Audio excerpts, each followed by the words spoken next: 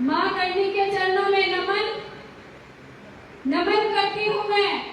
मेरे समाज में जन्मे सभी महापुरुषों के चरणों में नमन करती हूँ मैं। सुखदेव सिंह जी गोगामेड़ी के चरणों में, सम्मानित मंच पधारे हुए सभी अतिथिगण, पिता तुल्य बुजुर्ग, छोटे व बड़े भाई,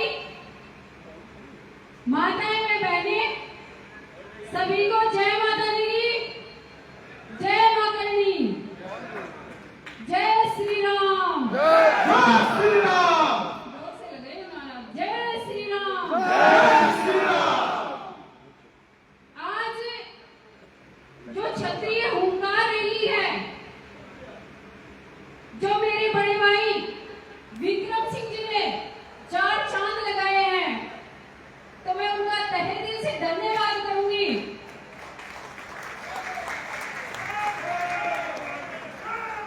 कि वाकई में बिहार की धरती को केसरियामय कर दिया इन्होंने। देखिए केसरियामय हो चुका है। यहाँ की सरकार को आज केसरिया रात को सपने में नजर आएगा, लेकिन इसके लिए सपने दिखाने भी तो जरूरी है ना। और सपनों के लिए एकजुट होना जरूरी है, क्योंकि ताकत तभी दिखेगी जब एक साथ रहेंगे।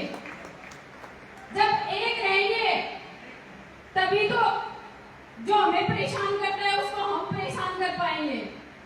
अदरवाइज अगर हम टूट जाते हैं, बिखर जाते हैं, तो आपको तोड़ना कोई बड़ी बात नहीं है। हर आदमी की एक कमजोरी होती है। आप लोगों ने देखा होगा कि आज प्रदेश अध्यक्ष जी ने इतनी मेहनत की है। मैं खुद सोशल मीडिया से इनको नोटिस कर रही थी कि इन्होंने कितनी मेहनत की है। मतलब जी तोड़ मेहनत बोलते हैं, वो जी तोड़ मेहनत इन्होंने की है, वो दिख रही है। और रही बात भीड़ की, तो भीड़ तो गीदड़ों की होती है।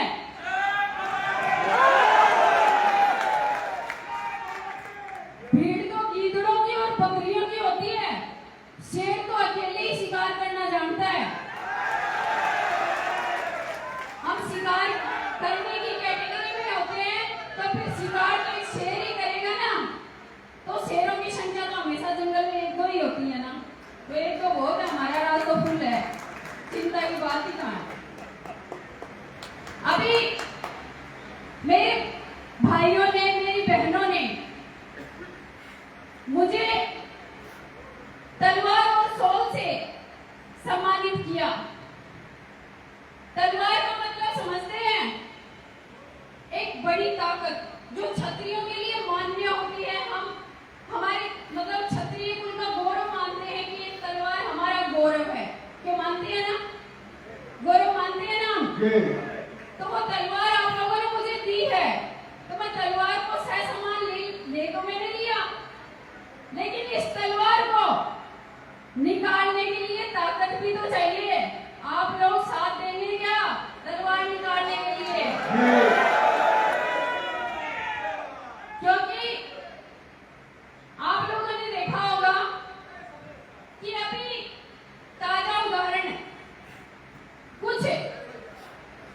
कुछ एक भेड़िए, मतलब कुत्ता तो वफादार होता है, कुत्ते की श्रेणी तो बहुत ऊपर मानती हूँ मैं। जो गद्दार होते हैं, जो भेड़िए होते हैं, जो पीछे से शिकार करते हैं, जिनको हमने कैद करके बिठा रखा है, वो लोग सुपारी मांग रहे हैं, लोगों को दिन दहाड़े मरवा रहे हैं गोलियों से, कभी किसी से कभी किसी से। अभी आपने सुना होगा सिद्दीकी जी की हत्या होती है, तो लोग कहते हैं कि उस लोगों ने इसमें हिंदुत्व का गठन कर दिया। मतलब सिद्दीकी को मारने से हिंदुत्व का गठन हो गया। कैसे? सुखदेव सिंह गोगामेड़ी किस जाति का था? कोई और जाति का था क्या? सिद्धू मूसेवाला किसी और जाति का था क्या? वो हिंदू ही होगा ना। तो फिर कैसे इस कठपुतलियों को हीरो बना रहे हो? जो 2 कौड़ी का लोग जो भीख मांग मांग के लोगों से खा रहा है, जिसको आए दिन भीख मांगनी पड़ती है, कभी किसी से कभी किसी से। ऐसे लोगों को क्यों अपना नेता बनाने पे तुल रहे हैं ये लोग?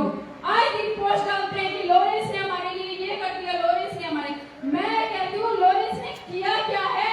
लॉरेंस तो जेल के अंदर पड़ा है, जेल के अंदर उबासी तोड़ गए। अब ये करता धरता कौन करवा रहा है? ये हत्याओं के पीछे कौन है? या तो ये सरकारें हैं जो ओपन नहीं हो रही, क्योंकि जेल के अंदर कोई भी ऐसा काम होता है तो एक बात बताइए, अगर कोई कैदी होता है तो वो क्या ऐसे काम कर सकता है क्या? अगर वो सोशल मीडिया पे इंटरव्यू देता है, उसके पास फोन है, उसके पास सब फैसिलिटी है, तो क्या सरकार ने उसको हमें मारने के लिए रखा हुआ है क्या? ऐसे भेड़ियों का खात्मा क्यों नहीं करती सरकार? मुहिम चलाइए मेरे भाइयों, ये मुहिम का वक्त है। अगर हम सब एकजुट होकर के ऐसी मुहिम चलाएंगे, हैशटैग कीजिए कि ऐसे गद्दारों को हमें फांसी से नीचे कोई सजा ही नहीं चाहिए, चाहे वो सुखदेव सिंह गोगामेडी की हत्यारा हो या सिद्दीकी जी के हो या मूसेवाला के हो, हमें सिर्फ उनके लिए फांसी की सजा, अगर कोई सजा माननी नहीं होगी हमारे लिए। ऐसे लोगों को बीच में ला करके नेता बनाने के चक्करों में लोग खुद की बदनामी करते हैं और अपने समाज की बदनामी करवाते हैं ऐसे डरबूटियों से। भीख मांगने वाला लोग कोई किसी का नहीं होता, किसी समाज का नहीं होता, वो सिर्फ एक भिखमंगा है और आए दिन लोगों से सुपारी मांगता है और लोगों की हत्या करता है। मेरी नजर में वो गिरा हुआ इंसान है और कुछ नहीं है इसके ऊपर। आप लोग मेरी ताकत है, मेरी ताकत है, मेरा संघर्ष है, क्योंकि जब आपके दादा की हत्या हुई तो मेरे सामने दो ऑप्शन थे कि या तो मैं मरूं या तो मैं लड़ूं, लेकिन मैंने लड़ने का ऑप्शन छोड़ा और लड़ने का ऑप्शन अपनाया। और मैं एक बात कहती हूँ कि क्षत्रिय का खून मेरे अंदर दौड़ रहा है, मेरी रगों में। मैं मरने से नहीं डरती, पर मौत ऐसी लूंगी जो क्षत्रिय की होती है, पीठ पीछे मार नहीं चाहिए। और किसी के बाप की औकात हो ना तो जब भी हो ना मेरे को चेतावनी देकर के आना, जिसकी भी औकात हो, क्योंकि चेतावनी दे के आओगे ना तो तुम्हें जवाब मिलेगा। मैंने लड़ना सीखा है, सुखदेव सिंह गोगामेडी से मैंने लड़ना सीखा है। मैंने डरना और पीछे मुड़ना कभी नहीं सीखा और मैं मुड़ूंगी भी नहीं। समाज का नेतृत्व आप लोग कहते हो कि भाभी साहब को हमने नेतृत्व दिया है समाज का, मैं नेतृत्व नहीं करती, मैं सबको साथ लेकर के चलती हूँ। नेतृत्व आप सबका है, मैं आपके साथ चल रही हूँ और जब तक ये नेतृत्व और साथ रहेगा उन बेटियों को झुकना ही पड़ेगा, आज नहीं तो कल उनको मरना ही पड़ेगा। ये हमारा वादा है आप लोगों से, मरना पड़ेगा उनको। आज सरकार संरक्षण दे रही है, शायद उन कुत्तों को पाल रही है, लेकिन कब तक बचेंगे, कब तक बचेंगे भैया? सुखदेव सिंह गोगामेडी ने कहा था 500 सुखदेव सिंह गोगामेडी खड़े करके जा रहा हूँ, लेकिन वो गोगामेडी कहाँ कहाँ खड़े हैं? वो जेल में भी हो सकते हैं, कहा दे कि नहीं हो सकते? हो सकते हैं ना, तो कहीं भी कुछ भी हो सकता है। सावधानी हटी दुर्घटना, तो सावधान रहना भैया। तो अभी वैसे तो सब कुछ मेरे से पहले सभी वक्ताओं ने आप लोगों से बताया, आप लोगों को समझाया। मैं ज्यादा नहीं बोलती, लेकिन जो बोलती हूँ ना वो ठीक बोलती हूँ। अब करें क्या? अब क्षत्रिय का खून ही ऐसा उबाड़ा है, बिना रहता ही नहीं है।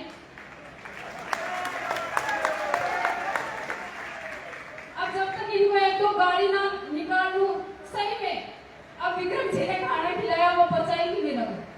मैं बैठे बैठे वेट कर रही थी कब मेरा नंबर आए, कब एक दो इन भेड़ियों को गाड़ी निकालूं, क्योंकि ये पीठ पीछे वार करते हैं ना। आपको पता है ना क्षत्रिय कब कब मारा गया? क्षत्रिय की मौत कब कब हुई? जब पीठ पीछे से अपनों ने वार किया तब, वरना क्षत्रिय किसी के बाप के बस में नहीं आ सकता। क्षत्रिय ने अपना वर्चस्व बढ़ाया, अपने दम पे बढ़ाया है, किसी की बापौती या किसी की गुलामी करके नहीं बढ़ाया और आगे भी नहीं बढ़ाएगा। हम अपने दम पे चलते हैं भैया, कान खोल करके सुन ले कोई भी। अगर कोई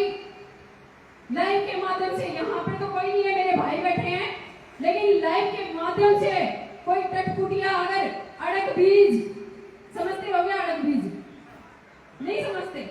मैं बताती हूँ आपको। आप दाल, मेरी बहनें बैठी हैं, दाल बनाती हो ना, एक आध दाल में बीज, एक आध होता है ना, वो गलता नहीं है। ऐसे समाज में एक दो टटपुटिए जो दल्ले होते हैं ना, वो सुन ले।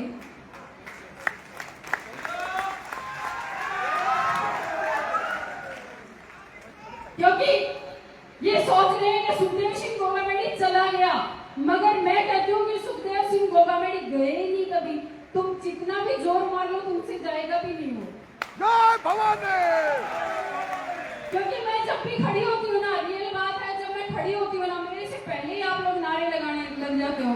अरे जिंदा आदमियों के नारे नहीं लगते, अगर वो मर जाते तो फिर कहाँ से नारे लगते? आपको पता है, लोग तो तरसते हैं मंचों पे आने के लिए, और हमारे तो सुखदेव सिंह गोगामेडी ऐसे हैं जो बिना मंच के नारे लगवा लेते हैं लोगों के मुंह से। तो आप बताइए, क्या वो गए हैं? आज भी अपनी बातें आप लोगों के बीच में रखते हैं ना, रखते हैं ना, चाहे माते मैं हूं, लेकिन बातें तो वो अपनी रखवाई देते हैं। गाड़ी निकालते थे वो मुंह भर के, आज वो गाड़ियां शायद मैं भी निकाल रही हूँ। हाँ, हो सकता है उनकी तरह ना सही, लेकिन कलेजा तो वही है। जय भवानी। जय भवानी। और अभी आपको बता दूं कि वैसे तो प्रदेश अध्यक्ष जी आप लोगों के बीच में हैं। आप लोगों को जब भी कोई काम हो, कोई भी प्रोग्राम हो, कोई भी मंदिर पे, बहन पे, गाय पे, कोई भी आँच आए, तो बीच में तो ये है। अदरवाइज अगर थोड़ी बहुत कमी रहे तो हमें बुला लेना, क्योंकि क्षत्रियों ने सदैव एक काम तो किया है कि जब भी इन चीजों पे आँच आई है तो ना तो काटते देर लगाते हैं और ना कटवाते। तो बेफिक्र रहिए, और जब भी करनी सेना की आपको जरूरत पड़े, तो जैसे आपके दादा हमारे राष्ट्रीय अध्यक्ष सुखदेव सिंह गोगामेडी खड़े रहते थे आप लोगों की एक आवाज पे, आप लोगों के समक्ष पेश होते थे, वैसे ही ये करनी सेना, राष्ट्रीय राजपूत करनी सेना, देख लीजिए, पूरी आपके साथ है। जब भी आपको जरूरत पड़े हम बीच में आएंगे, कभी भी आप बुलाओ। पहले ताकत थी एक आपके दादा क्षत्रिय की, अकेले खड़े रहते थे, वो वन मैन आर्मी थे, उनको किसी की जरूरत नहीं थी, क्योंकि वो जब खड़े हो जाते थे ना, तो सरकार हो या फिर प्रशासन हो, ऐसे ही होते थे, ऐसे। तो अब वो ताकत, अब वो जुनून, अब वो हौसला मैं आप लोगों के बीच में रखूंगी और मैं आप लोगों के समक्ष रहूंगी। वही जुनून, वही हौसला। जय भवानी। अब इतनी दूर से आए हैं तो आप लोगों के सामने एक बात रख ही देती हूँ मैं भी। वैसे तो कटार साहब ने पहले बोल दिया, लेकिन मैं भी आप लोगों से कुछ बोल ही देती हूँ कि जो 5 दिसंबर पहली पुण्यतिथि हमारे राष्ट्रीय अध्यक्ष जी की जो आ रही है, इस पे उनकी एक मूर्ति लगेगी 8 फीट की, और बढ़िया स्मृति स्थल बन रहा है। जैसे आपके दादा आप लोगों को सदैव आशीर्वाद देते थे, ऐसे ही उनका आशीर्वाद आप लोगों को मिलता रहे, हमें मिलता रहे। आप लोग आइए और 5 दिसंबर को अपने दादा का आशीर्वाद लेने के लिए वहां पहुंचे और अपना आशीर्वाद हमें दे। गोगामेडी परिवार आपका तहे दिल से आभारी रहेगा और आप सबको इंतजार करेगा जब भी आप पहुंचे। अभी और तो क्या ही ज्यादा बोलूं, काफी बातें हो गई।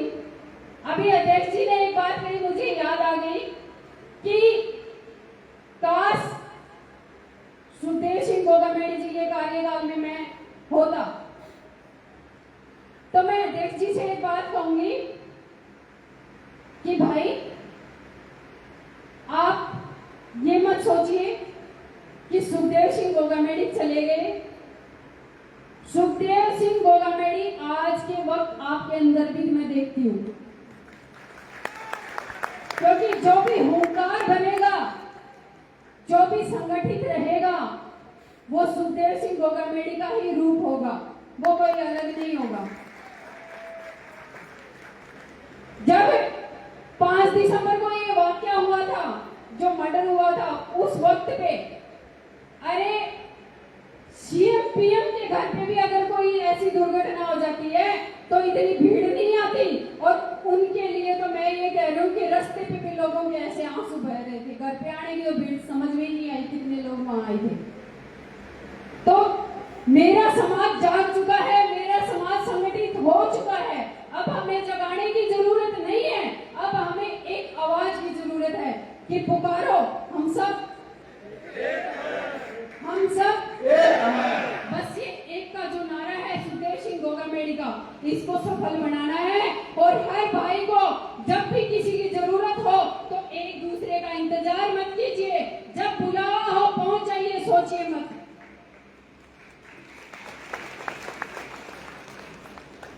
अब मैं तो आपके यहाँ आ गई, आपने बुलाया, अब मैं आप लोगों को 5 दिसंबर को बुला रही हूँ। आप सभी ज्यादा से ज्यादा संख्या में वहां पधारेंगे। पधारोगे या नहीं पधारोगे? क्या पता थोड़ी थोड़ी आवाज आ रही है तो आप ही मना, अब नहीं आना है तो मना कर देना, कोई दिक्कत नहीं है। बताओ आओगे या नहीं आओगे? बस फिर ठीक है, आप लोगों का इंतजार रहेगा इस बहन को आशीर्वाद देने के लिए। और 2 छोटी छोटी बच्चियां भी हैं आपके दादा की, उनको भी आशीर्वाद देने के लिए आप लोग आइए। जय माता दी।